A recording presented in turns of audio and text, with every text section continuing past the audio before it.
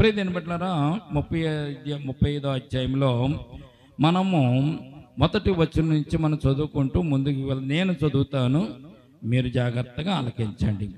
మోషే ఇశ్రాయేలు సర్వ సమాజమును పోగు చేసి మీరు చేయనట్లు యెహోవా ఆజ్ఞాపించిన విధులేవనగా 6 దినములు పని చేయవలెను, 7వ దినమున 7వది మీకు పరిశుద్ధ మగును, అది యెహోవా విశ్రాంతి దినము. దానిలో పనిచే ప్రతివాడు మరణ శిక్ష నొందును. విశ్రాంతి దినమున మీరు ఇండ్లలో ఎక్కడను అగ్ని రాజబెట్టకూడదని వారితో చెప్పాను. 4వ వచనం, మరియు మోషే ఇశ్రాయేలులైన సర్వ సమాజముతో ఇట్లనెను, యెహోవా ఆజ్ఞాపించినది ఏమనగా 5వ వచనం, మీరు మీలో నుండి యెహోవాకు అర్పణము పోగు చేయుడి. ఎట్లనగా బుద్ధి పుట్టిన ప్రతివాడు యెహోవా సేవ నిమిత్తము బంగారు, వెండి, ఎత్తడి, నీల ధూమ్ర రక్తవర్ణములు, సన్ననార, మేక వెంట్రుకలు, ఎర్ర రంగు వేసిన పొట్టెళ్ల తోళ్లు, సముద్ర వచ్చల తోళ్లు, తుమ్మకర్ర, ప్రదీపమునకు తైలము, అభిషేక తైలమునకు పరిమళ ద్రవ్య దూపమునకు సుగంధ సంభారములు, ఎపోదుకును పథకమునకును లేత పచ్చలను చెక్కు రత్నములను తీసుకుని రావలెను అని మోషే ఇశ్రాయేలు ప్రజలకు దేవుడు చెప్పిన మాటను బట్టి ఇక్కడ దేవుని ప్రజలకు తెలియజేస్తున్న సందర్భాన్ని ఇక్కడ మనం జ్ఞాపకం చేసుకుంటున్నాం. ప్రియమైన బిడ్డలారా, ఇక్కడ ఒక విషయాన్ని మనం జ్ఞాపకం చేసుకుందామండి. బుద్ధి పుట్టిన ప్రతి వాడు అర్పణలు తీసుకుని రావాలి. ప్రేరేపణ కలిగిన వారు అని దీనికి అర్థం. బుద్ధి అంటే ప్రేరేపణ. బుద్ధి పుట్టిన వారు అర్పణలు తీసుకుని రావాలని ఈ పరిశుద్ధ గ్రంథంలో మోషే వారికి తెలియజేస్తున్నట్టుగా మనము చూడగలుగుతున్నాం. 5వ వచనం రాయబడింది అన్నమాట. బుద్ధి పుట్టిన ప్రతివాడు యెహోవాకు అర్పణలను తీసుకుని రావాలి. ఈ సందర్భంలో మీకు ఒక విషయాన్ని ముందు పెడతాను. ఈ 40 సంవత్సరాలు ఇశ్రాయేల్ జనాంగం అరణ్యములో తిరిగినప్పుడు, అరణ్యములో ప్రయాణం చేసినప్పుడు వారు ఏ పని పాటలు చేయలేదా? వారు ఏ పనులు చేసుకోలేదా? ఏ పని పాట చేయకుండా అరణ్యముల వారు ఊరకనే గాలికే తిరిగారా అన్నది మిమ్మల్ని ఒక ప్రశ్న అడిగితే మీరు ఏం సమాధానం చెప్తారు? ఏమన్నా పనులు చేశారా వాళ్ళు? ఏమన్నా పనులు చేయడానికి అవకాశం ఉందా వాళ్ళు అంటే? ప్రియమైన బిడ్డలారా, వారు ఈ 40 సంవత్సరాలలో దేవుడు వారికి అనేకమైనటువంటి విద్యలు, పనులను దేవుడు వారికి చేయునట్లుగా దేవుడు వారికి కృప చూపించినట్లుగా పరిశుద్ధ గ్రంథంలో మనం చూడగలుగుతున్నాం. దేవునికి స్తోత్రం కలుగునుగాక. ఈ 40 సంవత్సరాల్లో మగవారు చేయవలసిన పనులు మగవారు చేశారు, స్త్రీలు చేయవలసిన పనులు స్త్రీలు కూడా చేశారు. ఎంత గొప్ప పనులు వారు చేశారంటే చాలా ఆశ్చర్యమైన విషయం ఏంటో తెలుసండి.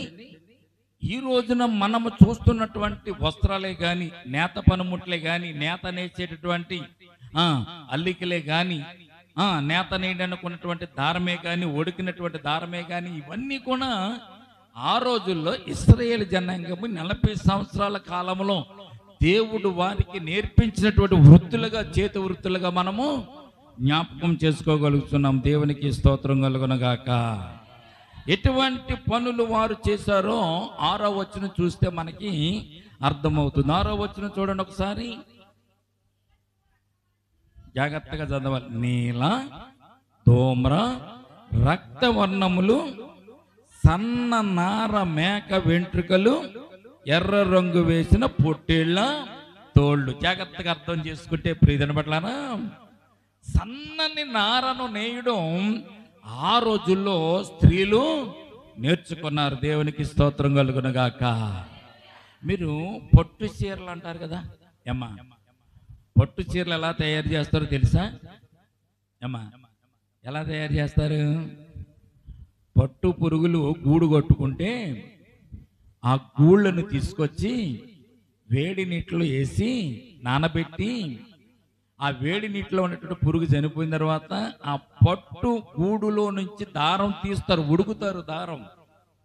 మొట్టమొదటిగా దారం తీసి దాన్ని ఒక బంతుల కింద కట్టి, ఆ బంతులను మరలా మిషన్ మీద పెట్టి ఆడవాళ్ళు చేనేత నేర్చే వాళ్ళకి అర్థమవుతుంది. మీకేం అర్థం అవుతుంది? మీకు అర్థం అవదు. చేనేత చేసేటటువంటి వారిని చూస్తే దానికి అర్థమవుతుంది ఎంత ఆ దారము తెగిపోకుండా ఎంత సన్నన దారం అయితే కళ్ళజోడు పెట్టుకున్న వాళ్ళకి ఆ దారం కనబడదు.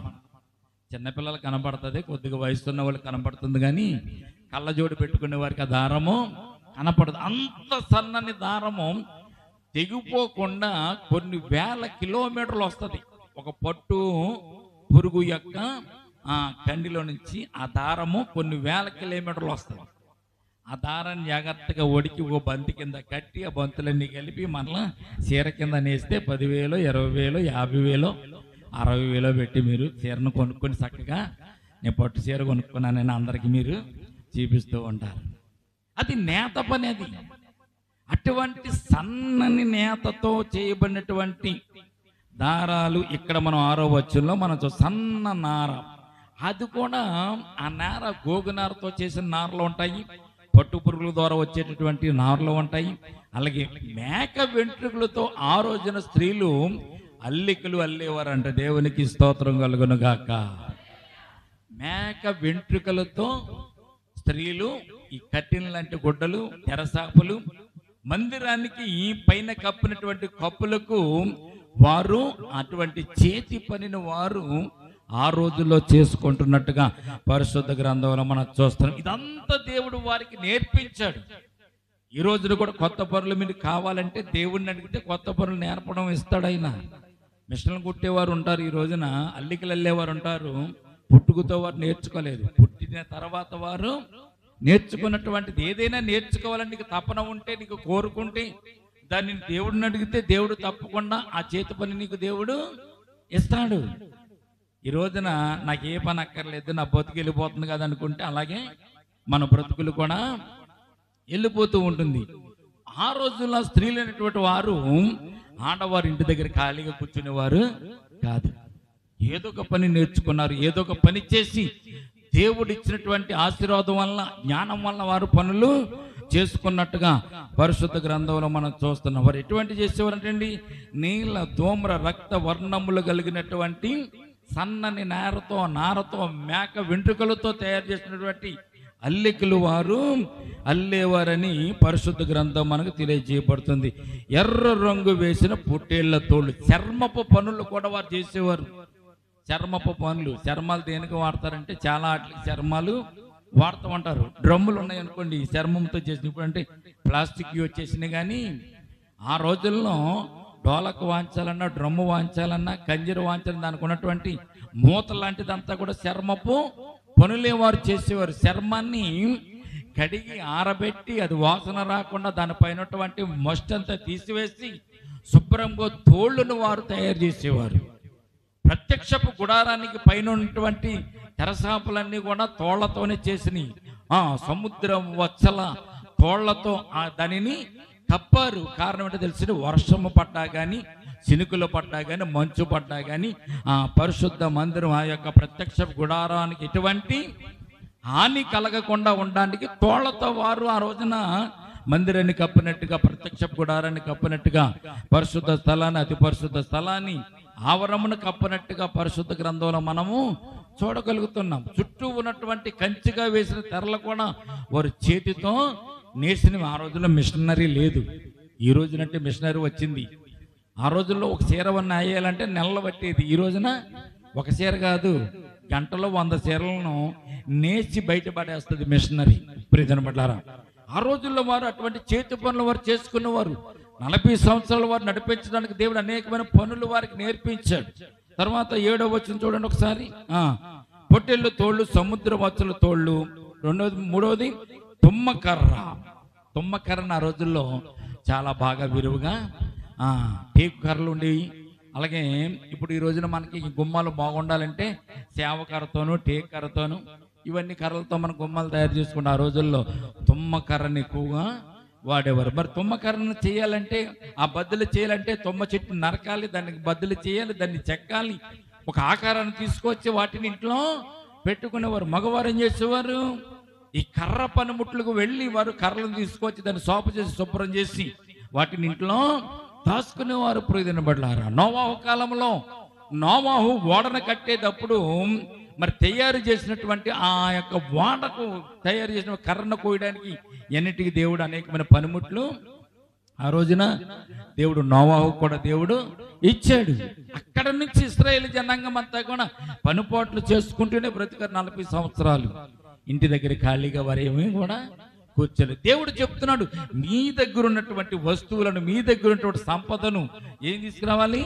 నా మందిరానికి బహుమతులుగా, అర్పణలుగా తీసుకుని రావాలని చెప్తున్నట్టుగా మనం చూస్తున్నాం. చూడండి, తుమ్మకర్ర, ప్రతీపనకు తైలము, అభిషేక తైలమునకు పరిమళ ద్రవ్యములు, ధూపమునకు సుగంధ సంభారములు తీసుకురావాలి. సుగంధ సంభారములు అంటే ఏంటో తెలుసని? అత్తరులు.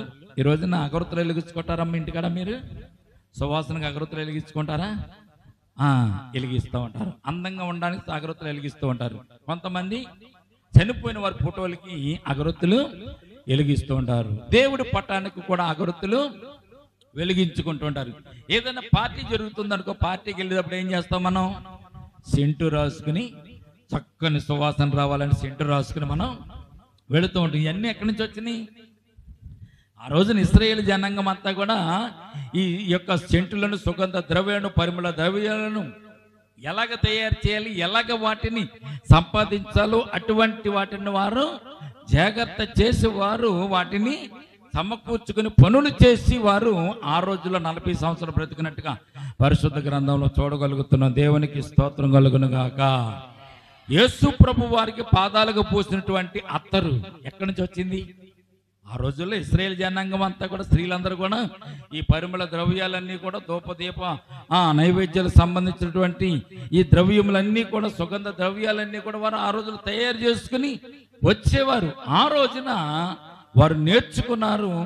ఈ రోజున వారు నేర్చుకున్న వృత్తులు, దేవుడిచ్చినటువంటి చేతి పనులను బట్టి, వృత్తులను బట్టి ఈ రోజున మనము కూడా వాటిని నేర్చుకుంటున్నట్టుగా పరిశుద్ధ గ్రంథంలో మనం చూస్తున్నాం. 9వ వచనం చూడండి.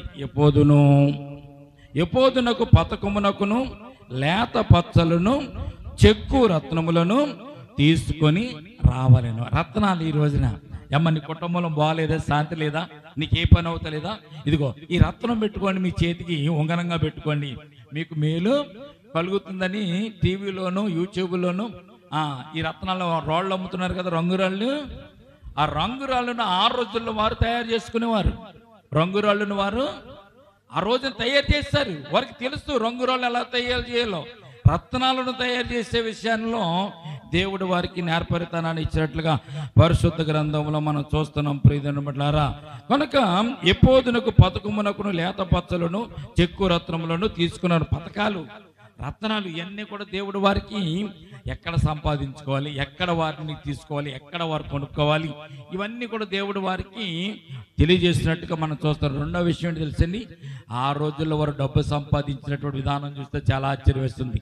వీరి దగ్గర వస్తువులు వ్యాపారముగా ఇతరుల దేశాలకు అమ్ముకుని ఇతర పక్కన ఉన్నటువంటి ప్రాంతాల నుంచి వారు డబ్బులు సంపాదించుకునేవారు, వస్తువులు వారు తెచ్చుకునేవారు. ఆ రోజుల్లో కూడా ఈ వ్యాపార వాణిజ్య సంబంధాలు ఆ రోజులు కూడా ఉన్నట్టుగా పరిశుద్ధ గ్రంథంలో మనం చూస్తున్నాం. 10వ వచనం చూడండి. మరియు వివేక హృదయందరూ వచ్చి యెహోవా ఆజ్ఞాపించినవన్నీ చేయవలెను. 11వ వచనం. ఏవనగా మందిరము, దాని గుడారము, దాని పైకప్పు, దాని కొలుకులు, దాని పలకలు, దాని అడ్డకర్రలు, దాని స్తంభములు, దాని దిమ్మలు, మందసము, దాని మోతకర్రలు, కరుణాపీఠము, కప్పు, తెర, బల్ల, దాని మోతకర్రలు, దాని ఉంగరములన్నీ, సన్నిధి రొట్లను, వెలుగు కొరకు దీపవృక్షమును, దాని ఉపకరములు, దాని ప్రదీపములను, దీపములకు ధూపవేదిక, దీపమునకు ధూపవేదిక, దాని మోతకర్రలు, అభిషేక తైలము, పరిమళ ద్రవ్యములు, సంభారములు, మందిర ద్వారమునకు తెరలు మీరు తీసుకురావాలి. ఆ రోజున వారు తెరలు కట్టడం, కట్టెలు అంటే ఇప్పుడు అంటే మనం కట్టెలు అంటున్నాం, కానీ ఆ రోజున వారు గుమ్మాలకు కట్టుకునే తెరల వారు కట్టుకునేవారు. ఇంకో విషయం మీకు జ్ఞాపకం చేస్తాను. వారు గుడారాలు వేసుకున్నారు కదా, ఎప్పటికప్పుడు తీసుకుని గుడారాలు వేసుకున్నారు. ఈ రోజున టెంట్లు అంటాం కదా, మనం టెంట్లు వేసుకునేవారు. ఆ టెంట్లు అల్లేటువంటి విధానం వారే నేర్చుకున్నారు.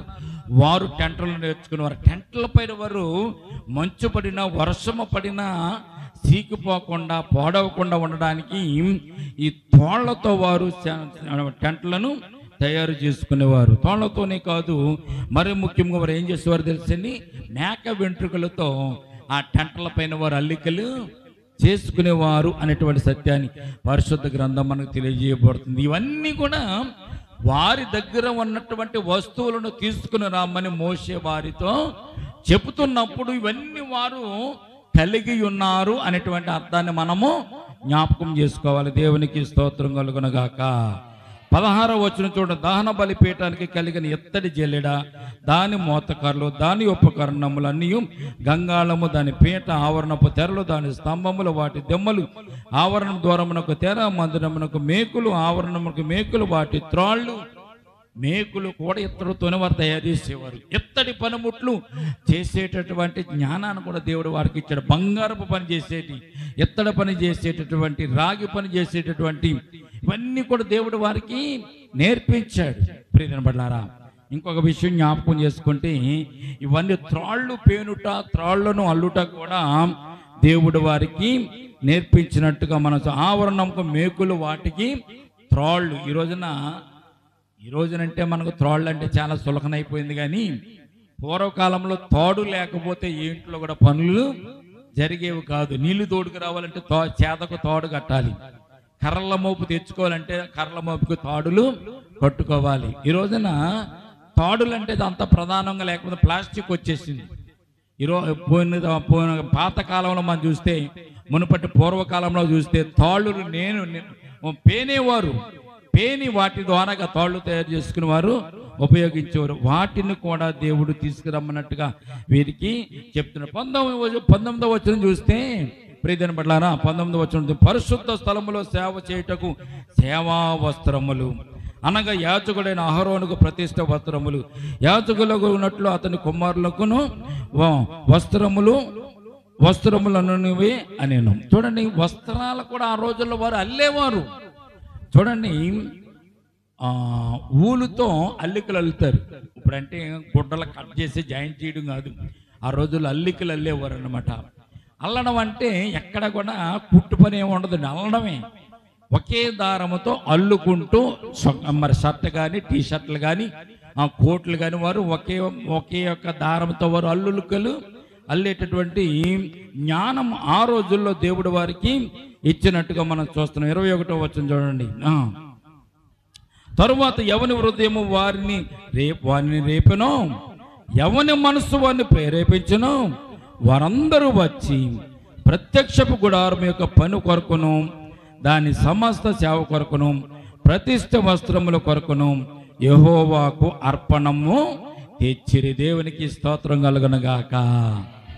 దేవుని ఆత్మ ప్రేరేపించిన, ప్రేరేపణ కలిగిన వారు అందరూ కూడా మోసే చెప్పినట్టుగా ఆ వస్తువులన్నీ తీసుకొచ్చి, ప్రేరేపణ కలిగిన వారు, ప్రేరేపించబడిన వారు ఆ వస్తువులు తీసుకుని వచ్చి ఆ యొక్క మందిరానికి ఉన్నటువంటి అవసరతలు వారు తీర్చినట్టుగా పరిశుద్ధ గ్రంథంలో మనం చూస్తున్నాం. చూడండి, 22వ వచనం, స్త్రీలు కానీ పురుషులు కానీ ఎవరెవరు హృదయంలో వారిని ప్రేరేపించిన వారందరూ యెహోవాకు బంగారం అర్పించిన ప్రతివాడును ముక్కర్లను, పోగులను, ఉంగరములను, తావళములను, సమస్త విధమైన బంగారు వస్తువులను తెచ్చిరి. వారు కొన్న బంగారం తెచ్చారు, ముక్కుకున్న పోగులు తెచ్చారు, చెవులు కొన్నటువంటి పోగులు తీసుకొచ్చారు, ముక్కర్లు తీసుకొచ్చారు, మొత్తం అంతా తీసుకొచ్చి దేవుని సన్నిధానికి వారు అప్పగించారు. 23వ వచనం, మరియు నీల ధూమ్ర రక్తవర్ణములు, సన్న నార మేక వెంట్రుకలు, ఎర్ర రంగు వేసిన పొట్టేళ్ల తోళ్ళు, సముద్ర మచ్చల తోళ్ళు, వీటిలో ఏవి ఎవరి యొద్ద ఉండనో వారు వాటిని తెచ్చిరి. అంటే అర్థం ఏంటో తెలుసని, ఇవన్నీ వారు వృత్తిగా భావించి వృత్తులు వారు చేసుకునేవారు అనేటువంటి సత్యాన్ని పరిశుద్ధ గ్రంథం మనకు తెలియజేస్తుంది. ఏంటంటే సముద్ర వత్సల తోళ్ళు, పొట్టేళ్ల తోళ్ళు, మేక వెంట్రుకలు, ఎర్ర రంగు వేసినటువంటి పొట్టేళ్ల తోళ్ళు, ఇవన్నీ తయారు చేసేవారు. వాళ్ళు తయారు చేసి ఇతర ఊర్లలో, ఇతర పట్టణాలలో వాటిని నమ్మి వారు డబ్బులు సంపాదించుకునేవారు. అయితే దేవునికి మాత్రం వారు ఉచితంగా అర్పణలుగా తీసుకుని వచ్చినట్లుగా పరిశుద్ధ గ్రంథంలో చూస్తారు. 24వ వచనం చూడండి, వెండి గాని ఎత్తడి గాని ప్రతిష్ఠించిన ప్రతివాడు యెహోవాకు అర్పణము తెచ్చెను. ఆ సేవలో ఏ పనికైనను వచ్చు తుమ్మకర్ర ఎవని యొద్ద నుండిన వాడు దానిని తెచ్చాను. అంటే తుమ్మకర్ర ఎంత విలువగా ఉందంటే, ఆ రోజుల్లో బంగారం కంటే విలువైనదిగా తుమ్మకర్రను ఆ రోజుల్లో వాడేవారు. దేవుని మందిరానికి తుమ్మకర్రనే దేవుడు ఎందుకు వాడమన్నాడంటే, ప్రియమైన ఇందులో శ్రేష్టమైనటువంటి ఒక విషయం ఉంది. మనం తుమ్మ చెట్టుని దేనికన్నా వాడతామని అసలు వాడం. ఎందుకో తెలిసింది, అది పనికి రాదు, అది పనికి ఉపయోగపడద్దు. మన ఇంటికి తుమ్మకరణం వాడం, టేకు కానీ సేవకర్రలు కానీ తీసుకొచ్చి మనం వాడతాం. చంద్రం అయితే ఇంకా బాగుంటుంది, ఎర్ర చంద్రం అయితే ఇంకా బాగుంటుంది. అలాగే వస్తువులు చేసుకుని మనం వాడుకుంటూ ఉంటాం. తుమ్మకర్రను ఎవరు వాడరు, కానీ దేవుడు ఏం చేస్తాడో తెలిసింది, పనికి రాదు అని ఎవరైతే దాన్ని విడిచిపెట్టారో దానిని దేవుని పని కొరకు దేవుడు ఉపయోగించి దానికి మహిమను దేవుడు ఆపాదించినట్టుగా మనం చూస్తున్నాం. దేవునికి స్తోత్రం కలుగును గాక. ఈ లోకంలో చాలా మంది ఉన్నారు, ధనవంతులైన వారు, డబ్బున్నవారు, జ్ఞానవంతులు, బాగా చదువుకున్న వారు చాలా మంది ఉన్నారు. కానీ దేవుడు మనల్ని ఎందుకు ఏర్పాటు చేసుకున్నాడు? వాళ్ళు దేవునికి పనికిరారు. దేవునికి పనికి వచ్చేవారు ఎవరు? తక్కువ కలిగిన వారు, చులకనగా ఉన్నవారు, ఎవరు కూడా కోరుకున్న వారు దేవుడు కోరుకున్నాడు కనుకని ఆయన పశువుల శాలలో పుట్టడానికి కూడా కారణం అదే. పశువుల పాకలో పుట్టడానికి కారణం ఏంటంటే ధనవంతుల ఇళ్లలో, రాజుల గృహాల్లో పుడితే ఆయన చూడడానికి ఎవరికి అవకాశము ఉండదు. అందరికీ కనపడాలి కనుకైనా తక్కువ స్థాయిలో, దిగువ స్థాయిలో అయినా పశువుల శాలలో అయినా పుట్టినట్టుగా మనం చూస్తున్నాం. ఈ రోజున మనల్ని కూడా ఆయన ఏర్పాటు చేసుకున్నాడు. ఎందుకంటే మనము ఈ లోకంలో చులకనగా చూడబడేవారు కనుక మనల్ని ఏర్పాటు చేసుకుని మనకు ఘనతనివ్వడానికి, మనకి గౌరవాన్ని ఇవ్వడానికి దేవుడు మనల్ని ఏర్పాటు. ఆ రోజున కూడా తుమ్మకర్రని ఏర్పాటు చేసుకున్న కారణం ఏంటంటే దేవుని మందిరములో ఉన్నటువంటి తక్కువ స్థాయిలో ఉన్నటువంటి తుమ్మకర్రను దేవుడు ఏర్పాటు చేసుకున్నట్టుగా పరిశుద్ధ గ్రంథంలో మనం చూడ 25వ వచనం, మరియు వివేక హృదయము గల స్త్రీలందరూ తమ చేతులతో వడికి తాము వడికిన నీల ధూమ్ర రక్త వర్ణములు గల నూలును సన్ననార నూలును తెచ్చిరి. వారి చేతితో పనిచేసేవారంటే నూలు వడికేవారంట. గాంధీ తాత గారి బొమ్మ ఎక్కడైనా ఉందనుకోండి, ఫోటో ఉందనుకోండి, అక్కడ ఏమంటో తెలిసింది, నూలు వడుకుతున్నటువంటి ఒక రాట్నం ఉంటుంది, ఆయన చేతిలో ఒక దారపు బంతి ఉంటుంది. ఎప్పుడైనా చూసారు లేదో, గాంధీ తాత గారి బొమ్మ ఉన్న ప్రతి దగ్గర అది ఉంటుంది. రెండో విషయం, 100 రూపాయల కాగితం మీద కూడా అది ఉండేది, 10 రూపాయల కాగితం మీద కూడా ఆ రాట్న బొమ్మను ఆ రోజుల్లో వేసేవారు. అంటే నూలు వడకడం అనేది చాలా శ్రేష్టమైనటువంటి వృత్తి అది. అందుకే ఇక్కడ స్త్రీలు ఏం చేసేవారంటే తమ చేతులతో వడికి తాము వడికిన నీల ధూమ్ర రక్త వర్ణములు గల నూలును సన్న నార నూలును వారు దేవునికి అర్పణగా తీసుకొచ్చినట్టుగా మనం చూస్తున్నాం. దేవునికి స్తోత్రం కలుగునుగాక. అంత శ్రేష్టమైనటువంటి పనులు వారు చేసేవారు. ఆ రోజుల్లో జ్ఞానం లేదు, తెలివి లేదు, చదువు లేదు, స్కూల్ లేవు, డిగ్రీలు లేవు. 1వ తరగతి, 2వ తరగతి, 3వ తరగతి, 10వ తరగతి డిగ్రీలు కూడా ఆ రోజుల్లో లేవు. ఏదన్నా నేర్చుకోవాలంటే చెప్పేవారు ఆ రోజుల్లో లేవు, దేవుడు తప్ప. దేవుడి జ్ఞానమును బట్టి, తెలివిని బట్టి ఇశ్రాయేలీలు ఆ స్త్రీలందరూ కూడా 40 సంవత్సరాల్లో వారు చక్కని వృత్తులు వారు నేర్చుకున్నారు. ఈ రోజున మీరు నేర్చుకుంటున్నారమ్మా? ఏదన్నా వచ్చంటే నాకేం వచ్చు అంటాం. ఏంటమ్మా ఇలాగైందేంటి, కూర ఎలా వండారేంటి, బాగాలేదని అంటే అలాగే వండుతాను, నాకు అలాగే వచ్చు, అంతకు మించి నాకు రాదు. ఈ పని ఏంటి ఇలా చెడిపోయింది అన్నాం అనుకోండి, నాకు అంతవరకే వచ్చు, అంతకు మించి నాకు రాదు, కావాలంటే నువ్వు చేసుకో. ఈ రోజున నేర్చుకోవడానికి మనసు లేదు, చేయడానికి కూడా మనసు లేదు. ఆ రోజుల్లో ఆ స్త్రీలు చక్కగా వారు పనిని నేర్చుకున్నారంట. నూలును వడికేవారంట, సన్నని నూలు వడికేవారంట. నూలు వడకడం కూడా ఎలాగట్టు చేసేవారంటే వారు ప్రియజన పట్ల నీల ధూమ్ర రక్త వర్ణములు గల నూలును సన్నపు నార నూలును వారు వడికి తెచ్చేవారంట. 26వ వచనం, ఏ స్త్రీలు జ్ఞాన హృదయం గలవారై ప్రేరేపింపబడిరో వారందరూ మేక వెంట్రుకలను వడికిరి. అక్కడ ఏం రాయబడింది? మేక వెంట్రుకలను వడికారంటే మేక వెంట్రుకలతో దారం తయారు చేశారండి. మేక వెంట్రుకలతో దారం చేయడం మనకు వచ్చా? మేక వెంట్రుకలు ఎంత పొడుగు ఉంటుందో? మా అయితే 2 జాన్లు 3 జాన్లు, మా అయితే 4 జాన్లు పొడుగు ఉంటుంది, అంతకంటే ఎక్కువ ఉంటుంది. దాన్ని తోట చేయాలంటే, దాన్ని వడకాలంటే చాలా కష్టం. ప్రియదిన పట్లనా, సన్నని నార వస్తుంటే ఎంత పొడుగు వస్తే అంత పొడుగు వడకవచ్చు. కానీ మేక వెంట్రుకలతో దారాన్ని చేయడం, వస్త్రాలు చేయడం, దానిని మరి సమకూర్చడం చాలా బరువైన పని, బాధైన పని.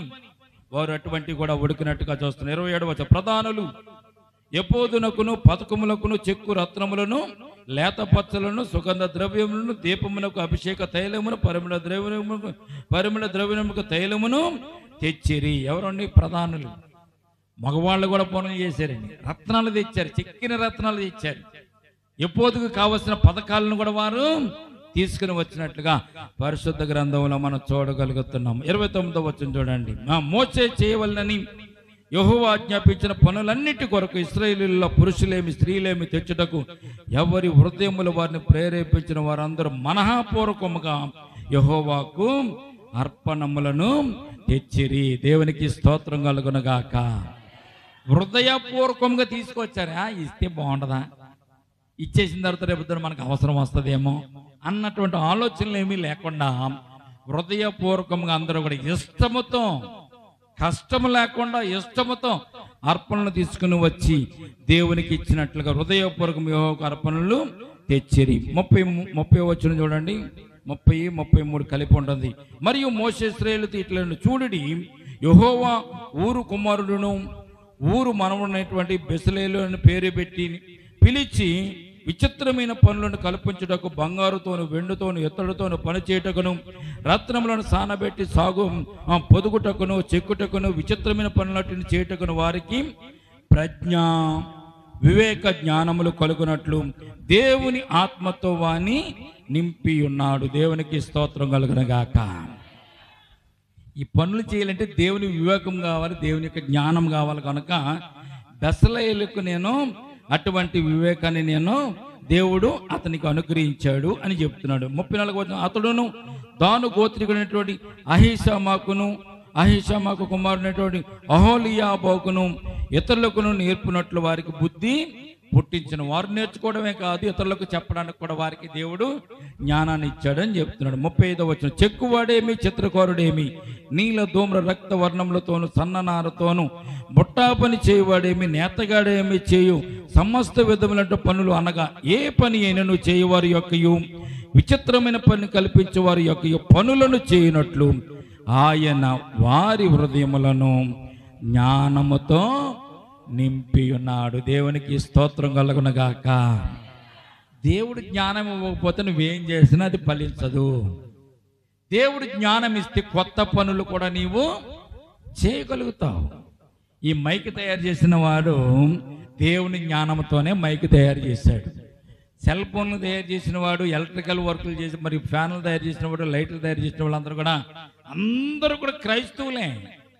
హిందువులు మాత్రం కాదు. ఎందుకు వారు వీటిని తయారు చేశారంటే ఎక్కువ ప్రతిదీ కూడా చైనాలోను అమెరికాలోను తయారవి వస్తూ ఉంటుంది. చైనా ప్రోడక్ట్లు ఎక్కువ మనకి ఎక్కడ చూసిన made in China, made in Japan, made in Korea అని రాయబడి ఉంటుంది. ఎందుకో తెలుసండి, అక్కడ క్రైస్తవులు అనేవారు చాలా మంది ఉన్నారు. వారు క్రైస్తవులని పేరు పెట్టుకుని చూడండి, జ్ఞానవంతులు ఏది ఎవరు కనిపెట్టినా కానీ వారి పేరుని వెనకాల చూడండి, వారి పేరు చూస్తే క్రైస్తవుని యొక్క పేరే అందులో ఉంటుంది. కనుక ప్రియమైన బిడ్డలారా, జ్ఞానం హృదయములు ఇచ్చగలిగిన వాడు దేవుడు. వారందరికీ జ్ఞానముతో, వారి హృదయములను జ్ఞానముతో దేవుడు నింపి ఉన్నాడు. దేవునికి స్తోత్రం కలుగునుగాక. 40 సంవత్సరాల కాలంలో ఇశ్రాయేల్ జనాంగం అంతా కూడా దేవుడిచ్చిన జ్ఞానం చేత ఈ వృత్తులన్నీ వారు చేసుకుంటూ వారు వచ్చినట్టుగా పరిశుద్ధ గ్రంథంలో మనం చూడగలుగుతున్నాం. ఇంకను ఈ లోకంలో ఉంటూ కొన్ని వృత్తులు ఉంటాయి. సాకర వృత్తి కానీ, మంగళ వృత్తి కానీ, కర్ర వృత్తి కానీ, కొమ్మర వృత్తి కానీ, ఏ వృత్తులైనా కానీ ఎవరికి దేవుడు ఇచ్చాడన్నది ఆఖరి అధ్యాయంలో మనకు వ్రాయబడి ఉన్నాయి. ఇన్ని కూడా ఇశ్రాయేల్ జనాంగం ద్వారాగా ఈ లోకానికి వచ్చింది తప్ప ఈ లోకంలో కొత్తగా ఎవరు కూడా నేర్చుకోలేదు. దేవుడు ఇచ్చిన జ్ఞానం చేత ఈ వృత్తులన్నీ కూడా ఈ లోకంలోనికి వచ్చింది. కనుక ప్రియమైన బిడ్డలారా, ఈ 40 సంవత్సరాల కాలంలో ఇశ్రాయేల్ జనాంగం ఏం చేశారంటే ఈ కార్యములన్నీ కూడా వారు ఈ కార్యక్రమాలన్నీ కూడా పరిమళ ద్రవ్యాలు చేయడం, అత్తరు తయారు చేయడం, సెంటు తయారు చేయడం, వస్తువులు తయారు చేయడం, బంగారంతో వెత్తడితోనూ వారు వస్తువులు తయారు చేయడం, కర్రతో వస్తువులు తయారు చేయడం, మేక వెంట్రుకలతో వారు అల్లికలు అల్లడం, సన్నన నారతో అల్లికలు అల్లడం, ఇవన్నీ కూడా ఈ 40 సంవత్సరాల కాలంలో వారు జరిగించినట్లుగా ఈ 35వ అధ్యాయం మనకు జ్ఞాపకం చేస్తుంది. ప్రియమైన ఈ రోజున మనము కూడా దేవుని జ్ఞానాన్ని పొందుకుంటే, దేవుడు కూడా మనకు జ్ఞానాన్ని ఇస్తే మనము కూడా కొత్త పనులు చేయొచ్చు అనేటువంటి విషయాన్ని ఈ 35వ అధ్యాయం జ్ఞాపకం చేస్తున్నాం. మీకు ఏదైనా పని రాదనుకోండి, ప్రార్థన చేసి దేవుణ్ణి అడగండి. ఏ వృత్తి రాదనుకోండి, దేవుణ్ణి అడగండి. ఏ పని చేయడం రాదనుకోండి, దేవుని అడగండి. జ్ఞానం లేదనుకోండి, దేవుని అడగండి. దేవుడు అడిగితే జ్ఞానం ఇస్తాడు. ఆ పనుల్లో మీకు నిష్ణాతను కలిగిస్తాడు. ఆ పని ద్వారా నీకు ఆదాయం సంపాదించుకునేటువంటి అవకాశాన్ని కూడా దేవుడు ఇస్తున్న సత్యాన్ని ఈ సమయం ముందు మనం నేర్చుకుంటూ మరి దేవుడి జ్ఞానాన్ని పొందుకుని మనం ముందుకు సాగుతాం. ఇశ్రాయేలు జనాంగాన్ని దేవుడు తన జ్ఞానంతో ఎలాగైతే నింపి కొత్త పనులు చేయడానికి కృపను అనుగ్రహించారు, మనకు కూడా అటు రీతిగా ఆయన కూడా జ్ఞానం ఇచ్చి కొత్త పనులు చేసేటువంటి అవకాశాన్ని మనకు కూడా దేవుడి ఇచ్చేలాగా ప్రార్థన చేసుకుంది. ఈ మాటలు దేవుడు దీవించి మనలను ఆశీర్వదించునుగాక. ఆమేన్. తల వంచండి చిన్ని ప్రార్థన. ప్రేమల తండ్రి, కృపల దేవందమునైనా నిర్గమకాండము 35వ అధ్యాయం మీద ధ్యానం చేసుకోవడానికి ఇచ్చిన కృపను బట్టి స్తోత్రాలు. 40 సంవత్సరాల పాటు ఇశ్రాయేలు జనాంగం ప్రభువా వారు మీతో నడుస్తున్నప్పుడు, మోషే ద్వారా నడిపిస్తున్నప్పుడు తండ్రి అనేకమైనటువంటి వృత్తులు, అనేకమైనటువంటి చేతి పనులు, అనేకమైనటువంటి వజ్రాలను సానమట్టడం, పరిమళ ద్రవ్యాలు తయారు చేయడం, సన్నని నారతో వస్త్రాలను వారు తయారు చేయడం, ఊలును వడకడం, సన్నని నారను వడకడం, మేక వెంట్రుకలతో వస్త్రాలు చేయడం, అలాగే నైనా ప్రభువా నైనా కర్రతో వస్త్రాలు చేయడం, బంగారంతో వెండితోనూ నేను ప్రభువా అనేక పనిముట్లు తయారు చేయడం వారికి నేర్పించావు తండ్రి. వారు సోమరిగా ఉండకూడదు అనేటువంటి ఆలోచన చేత నైనా వారు చక్కగా పనులు చేసుకునేటువంటి జ్ఞానాన్ని ఇచ్చి పనులు చేసేలాగా నేను ప్రభువా వారికి కృపను అనుగ్రహించిన దేవా నీకే స్తోత్రాలు. ఈ లోకంలో మేము కూడా ప్రభువా నీ బిడ్డలుగా ఈ లోకంలో సోమరిపోతుల్లాగా ఉండకుండా, సోమరితనముతో ఉండకుండా ఏదో ఒక వృత్తి మేము చేసుకుంటూ ఈ లోకంలో మా కుటుంబాలను, మా జీవితాలను, మా బ్రతుకులు నడిపించుకోవడానికి జ్ఞానం ఇచ్చేవాడు నీవే. అట్టి జ్ఞానాన్ని సమయం ముందు నీ బిడ్డల మీద మాకు మరొక్కసారి దయచేయండి.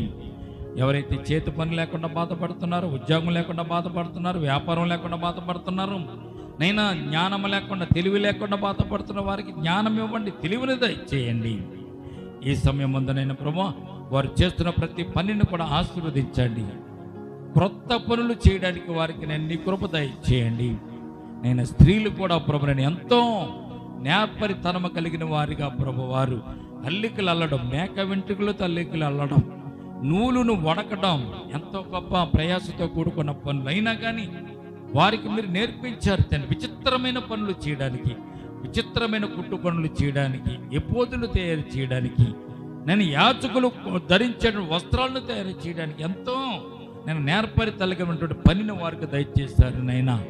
ఈ సమయం అందు వారికి ఇచ్చిన జ్ఞానాన్ని బట్టి స్తోత్రాలు తండ్రి.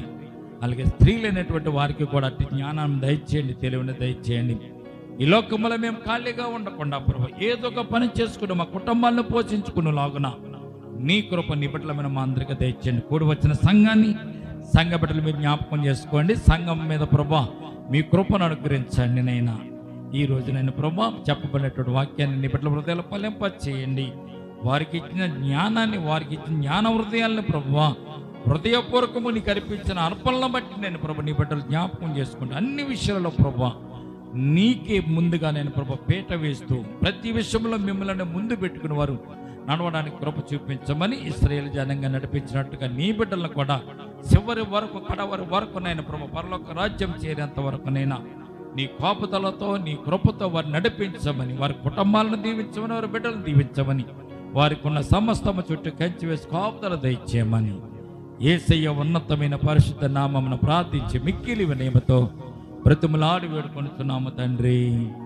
ఆమేన్. ఆమేన్.